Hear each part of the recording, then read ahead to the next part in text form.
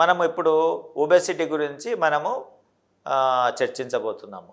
Obesity అంటే స్థూలకాయం. స్థూలకాయం అంటే దానికి మనం ఏ విధంగా నిర్వచించగలుగుతాము? మనకు ఒక ప్రామాణికాలు ఉన్నాయి ప్రతి ఒబెసిటీకి. Weight by height metre square అని ఒకటి ఉందన్నమాట. దాని ప్రకారము బిఎంఐ 18.5 నుంచి 25 మధ్యలో ఉన్న వాళ్ళని నార్మల్ బిఎంఐ అంటారు అనమాట. మోర్ దాన్ 25 to 30 వరకు ఉన్న వాళ్ళను ఓవర్ వెయిట్ అని, 30 అబోవ్ ఉన్న వాళ్ళను ఒబెసిటీ అంటారు అనమాట. దీంట్లో ఒబెసిటీని కూడా క్లాస్ 1, క్లాస్ 2, క్లాస్ 3 అని 3 రకాలుగా క్లాసిఫై చేస్తున్నారు. ఒబెసిటీ అనేది ఒక డిస్ఫిగర్మెంట్ కాదు. అంటే ఒక మనము శరీరం లా ఉండడం అనేది ఒక విధమైన ఆకృతి సరిగా లేదని అనుకోవడం కాదు. ఒబెసిటీ అనేది, స్థూలకాయం అనేది ఒక వ్యాధి. అది ప్రజలందరూ గుర్తించాలి.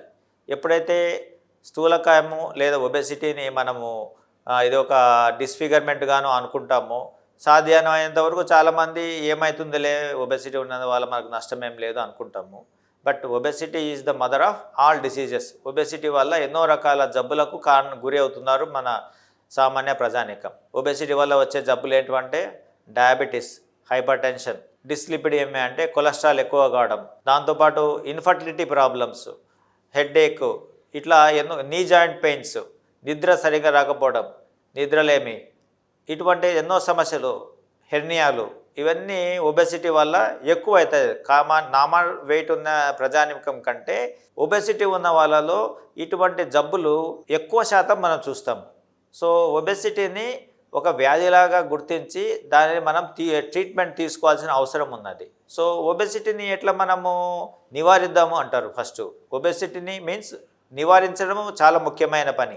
అది ఎక్కడి నుంచి స్టార్ట్ అవుతుందంటే స్కూల్ నుంచే స్టార్ట్ అవుతుంది. ఎవరైతే నార్మల్ వెయిట్ కంటే ఎక్కువ ఉన్నారో వాళ్ళను స్కూల్లోనే గుర్తించి స్కూళ్ళల్లోనే వాళ్ళకు సపరేట్ కార్యక్రమాలు స్టార్ట్ చేసి వాళ్ళకు డైట్ హ్యాబిట్స్ను ఇంప్రూవ్మెంట్ చేసి వాళ్ళకు సపరేట్గా ఫిజికల్ యాక్టివిటీ ఇంప్రూవ్ చేసి వాళ్ళను ఆ వయసు పెరిగే కొద్దీ వాళ్ళు నార్మల్ వెయిట్కి వచ్చే విధంగా ప్లాన్ చేసుకోవడం ఒకటి.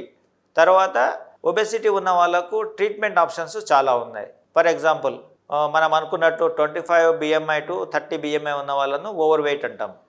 ఇటువంటి వాళ్ళలో ఒబెసిటీతో పాటు వాళ్ళకున్న అదర్ కాంప్లికేషన్స్ అంటే కన్నా ఓవర్ వెయిట్ వల్ల నీ జాయింట్ పెయిన్స్ ఉంటాయి.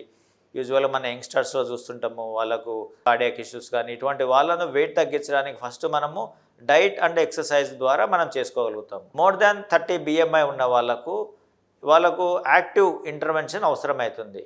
యాక్టివ్ ఇంటర్వెన్షన్ అయితే మినిమల్ ప్రొసీజర్స్ లైక్ ఎండోస్కోపీ ద్వారా కొన్ని ప్రొసీజర్స్ ఉన్నాయి, బెలూన్ అటువంటివి. తర్వాత సర్జరీస్ ఉన్నాయి.